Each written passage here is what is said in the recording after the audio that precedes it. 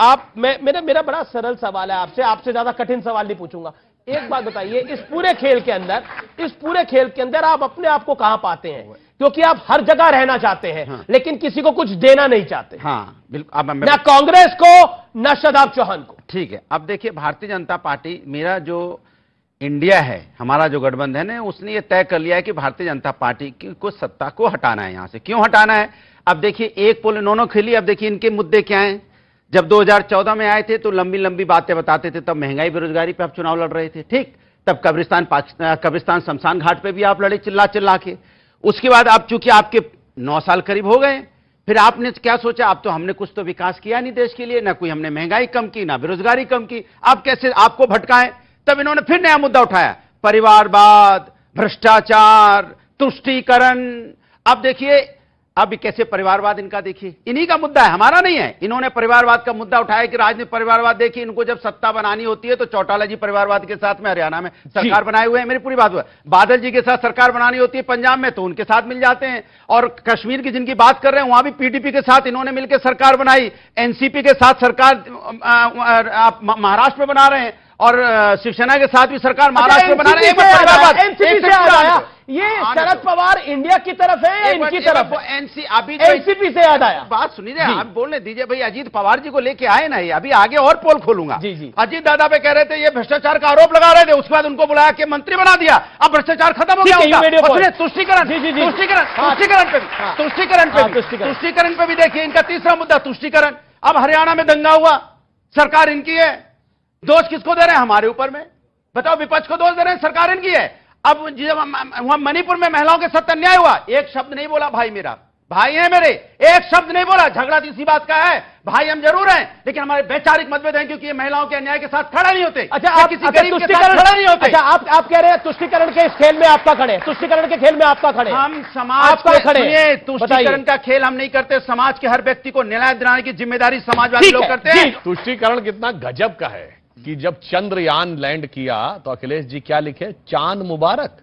इसका जवाब भैया, चंद्रयान का चांद मुबारक से क्या मतलब था मेरे भाई? कितना गजब के एंगल पे जाते हैं, गजब की बात है भाई। और इसमें सुनिए, चंद्रयान में कोई दूसरी भाषा का शब्द नहीं है।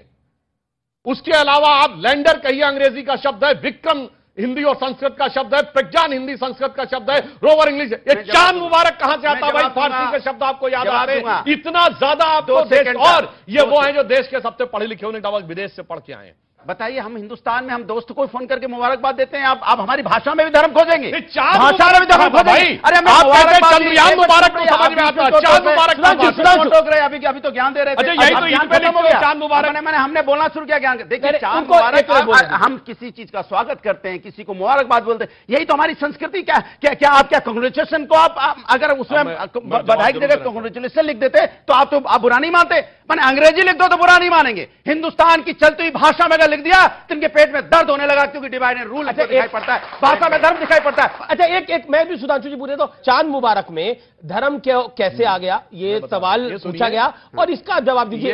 मेरा सवाल है, जवाब देता हूं। भगवान शंकर के माथे पर चांद होता है, हम सब जानते हैं।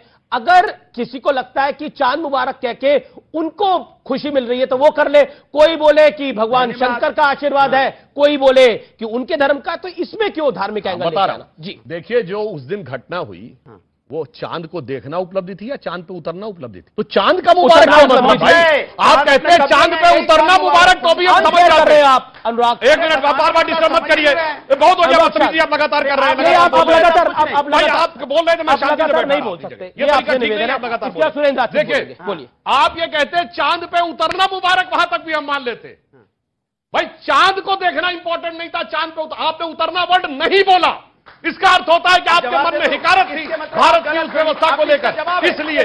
और मैं इनको बता देना चाहता हूं, आप क्या करते हैं, व्याख्या कर रहे हैं, आप कह रहे हो, क्या बोल रहे हो, गलत व्याख्या कर रहे हैं, खड़ा गलत व्याख्या कर रहे हैं। चांद मुबारक लिखा नहीं लगा, चांद पे पकड़ लिया हमने, अब गला आए बात। चांद मुबारक का मतलब क्या हुआ? चांद को पकड़ लिया। आपने बोला चांद मुबारक का मतलब ये हुआ।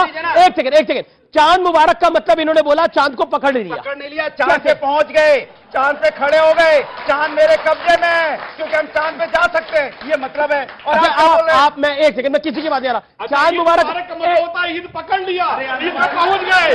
गजब है। अरे सुरेंद्र राजपूत की बारी है और उनकी भी बारी है। अच्छा ये बताइए, ये चांद मुबारक की बात जो ये कर रहे हैं, जो बात सुधांशु त्रिवेदी कह रहे हैं, ये वाजिब है या वो कह रहे हैं कि चांद मुबारक का मतलब होता है चांद को पकड़ लिया? एक सेकंड आपने बोला मैं बोल रहा हूं, मैं पकड़ लिया बोला कि नहीं बोला? जिन्होंने सुना वो हाथ खड़ा करे। शब्दों को तोड़ते हुए बोला है ना? अरे बोला, आप बताइए बोला कि नहीं बोला? तो देखिए बोला है। आप लोग भी कमाल एक सेकंड भाई साहब बोलेंगे चांद पे हम खड़े। क्या बोला इन्होंने? चांद मुबारक का मतलब, अब शोर मत बताइए, चांद मुबारक का मतलब क्या बोला? चांद पकड़ लिया। अब मैं इनके पास भी नहीं आ रहा। सही पकड़े। अब देखिए सुरेंद्र राजपूत अपनी टाइम पे बैठते हो। मैं कह रहा हूँ पकड़ने का भाई वही काम है मेरा, शब्दों को पकड़ना। मुझे भी तो बोलने दो। शब्दों को पकड़ना ही मेरा काम है भाई। देखिए शब्दों को पकड़ना ही मेरा काम है। मेरे कर्म पर तो मत बोलिए, मेरा कर्म ही मेरा धर्म है। मैंने कहा उस पर खड़े होना, चांद अब मेरे कब्जे में, पकड़ा बोल दिया। क्या यार नाटक है यार, कमाल है यार।